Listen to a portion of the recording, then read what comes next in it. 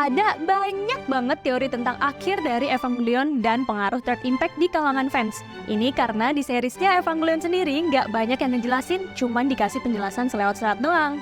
Antara Hideaki Anno males atau emang sengaja aja gitu dibikin pusing.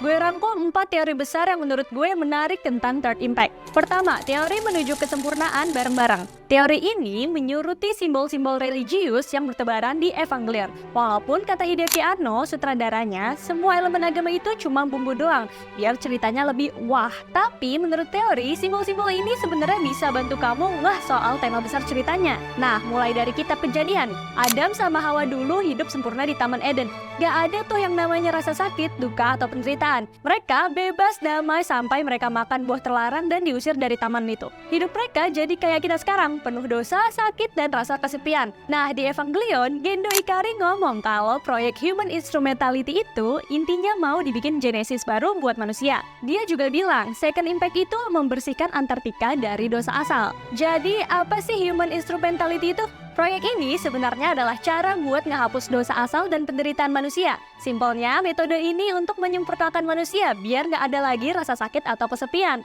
Nah, caranya gimana sih? Dengan menggabungkan semua manusia jadi satu entitas hidup. Pikiran kita semua jadi nyatu. Menurut Gendo dan Ritsuko, di setiap manusia ada kekosongan yang bikin kita ngerasa sedih atau kesepian. Kekosongan ini biasanya cuma bisa diisi lewat koneksi dengan orang lain. Tapi masalahnya, banyak orang yang punya ketakutan buat dekat sama orang lain. Kayak Shinji yang punya Hedgehog's Dilemma. Pengen deket tapi takut terluka. Makanya, Seal punya ide kalau kita semua disatuin gak ada lagi kekosongan itu. Gak ada penderitaan, gak ada lagi rasa sakit.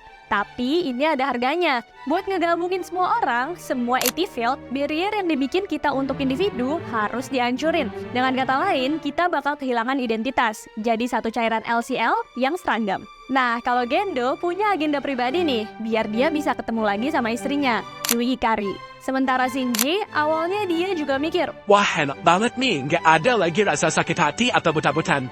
tapi disinilah ceritanya jadi dalam. Di 2 episode terakhir, Shinji mulai dihadapkan sama pikiran-pikirannya sendiri. Dia ada di teater imajiner, tempat dia bersembunyi dari dunia. Awalnya, dia yakin semua orang benci dia, tapi perlahan dia sadar, hidupnya nggak seburuk itu.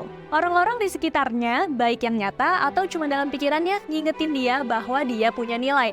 Bahkan di dunia yang gak sempurna ini. Dari situ, Shinji sadar kalau hidup meskipun penuh rasa sakit tetap layak dijalani.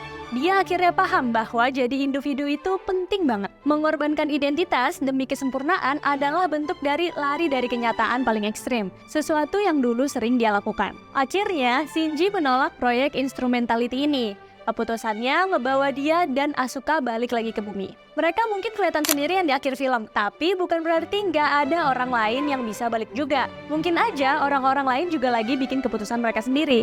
Kedua, teori Evangelion cuman fantasi Shinji.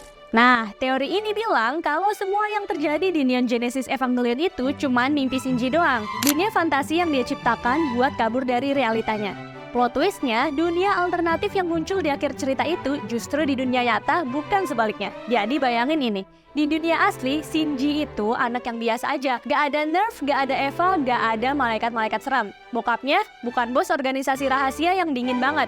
Nyokapnya masih hidup. Misota, guru sekolah. Asuka dan Rei, teman-teman kelas yang normal banget. Semua karakter yang kita kenal di Evangelion sebenarnya orang-orang beneran di hidup Shinji, tapi dengan peran yang jauh lebih sederhana. Nah, karena Shinji insecure banget sama dirinya, dia menciptakan dunia di mana dia punya peran penting.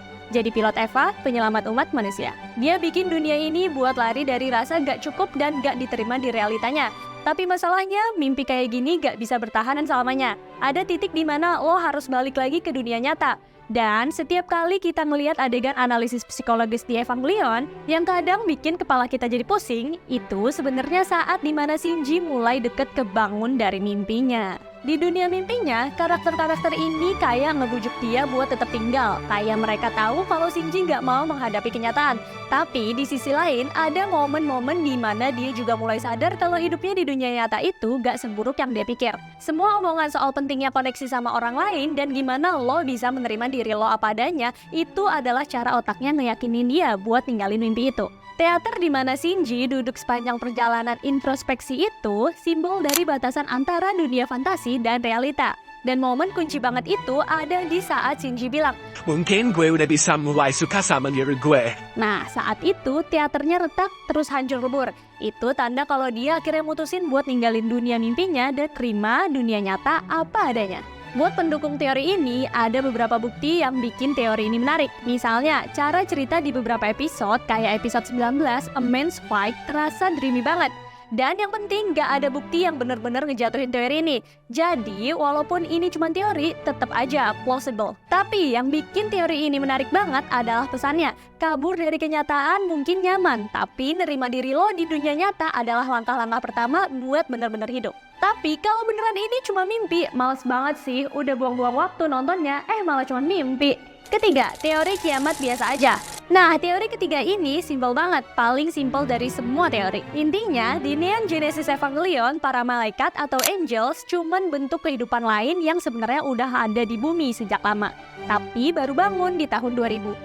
Aneh banget. Tapi idenya adalah Third Impact itu cuma kompetisi survival antara dua ras, manusia yang asalnya dari Lilith dan para angels yang asalnya dari Adam. Siapa yang berhasil balik lagi ke asalnya bakal berevolusi, sementara yang kalah bakal punah. Kayak pertarungan evolusi skala kosmik cenah. Buat nge-backup teori ini, Kaoru sempet bilang kalau gue hidup, manusia bakal hancur. Jadi, wajar kalau rasanya kayak zero sum game. Tapi ada satu lubang besar dalam teori ini. Kalau tujuan Third Impact itu cuma buat manusia kembali ke asalnya, kenapa manusia harus nunggu ngalahin semua 17 angels dulu? Padahal, Nerf kan udah punya Lilith sejak awal. Secara logika, mereka bisa aja mulai proses instrumentality sebelum para angels datang kan? Malah, Seal, organisasi super duper rahasia itu sampai ngirim Kaoru ke Nerf buat ngebut jadwal. Hal ini bikin teori ini agak goyah karena jelas-jelas Nerf dan Seal percaya kalau Angels harus dikalahin dulu sebelum instrumentality bisa dimulai. Jadi teori lain muncul, gimana kalau para angel sebenarnya lagi ngetes umat manusia? Kayak ujian buat tentuin apakah manusia layak berevolusi. Itu sebabnya Seal dan Nerf mati-matian ngelawan angel satu persatu. Sayangnya, teori ini lumayan generik. Pendukungnya sering nggak bisa jelasin detail apa yang benar-benar terjadi di akhir cerita, terutama di original ending Neon Genesis Evangelion. Mereka malah cenderung benci ending serialnya dan lebih suka End of Evangelion atau filmnya. Jadi, mereka lihat film itu sebagai Armageddon. Akhir dunia yang nyisain cuma Shinji dan Asuka buat mulai lagi dari nol. Nah, kenapa cuma Shinji dan Asuka yang kembali? Katanya sih karena Shinji yang kontrol Third Impact. Dia berhasil balik cuma karena kemauan keras doang. Kayak dia bilang ke alam semesta, Gue gak mau suara lo ngap balikin gue ke dunia nyata. terus bong, dia bangun di dunia yang hancur bareng sama Asuka. Keempat, teori Shinji cuma pengen sendiri. Nah, teori ini bisa dibilang unik sekaligus rada gelap. Intinya, teori ini bilang kalau instrumentality project di Neon Genesis Evangelion sebenarnya cuma tentang Shinji. Iya, meskipun dijelasin di serial kalau proyek Human Complementation itu penting buat masa depan buat umat manusia. Nah, katanya sih buat jadi satu dengan Tuhan. Teori ini fokus total ke Shinji aja. Menurut teori ini, tujuan utama complementation adalah ngehapus AT field yang bikin tiap individu terpisah. Hasilnya, semua orang bakal kehilangan identitas pribadi. Tapi ada satu plot twist besar nih, cuma Shinji yang bakal tetap ada. Yap, di alam semesta baru hasil complementation, Shinji bakal jadi satu-satunya makhluk yang eksis. Kalau kamu mikir, kok bisa Shinji malah pengen sendirian? Jawabannya ada di semua obrolan psikologis di episode 25 dan 26. Orang-orang di pikirannya bilang, dunia di mana kamu sendirian adalah dunia yang kamu inginkan. Nah, Shinji itu insecure, rapuh, dan takut sama hubungan dengan orang lain. Jadi, dalam pikirannya, dunia tanpa orang lain itu aman. Gak ada yang namanya ngejudge, gak ada yang bikin dia takut. Secara teori, Shinji bakal jadi kayak dewa, karena cuma dia yang eksis, semua orang lain lenyap. Nah, buat ngedukung teori ini, banyak yang lihat simbolis teater di episode 25 dan 26. Teater itu dianggap representasi keinginan Shinji buat terisolasi. Kalau complementation terjadi, dunia bakal berubah jadi kayak teater itu. Sunyi, kosong, dan cuma ada si Shinji. Tapi ada plot twist di sini. Pada akhirnya, Shinji sadar kalau eksistensi sejati itu gak bisa sendirian.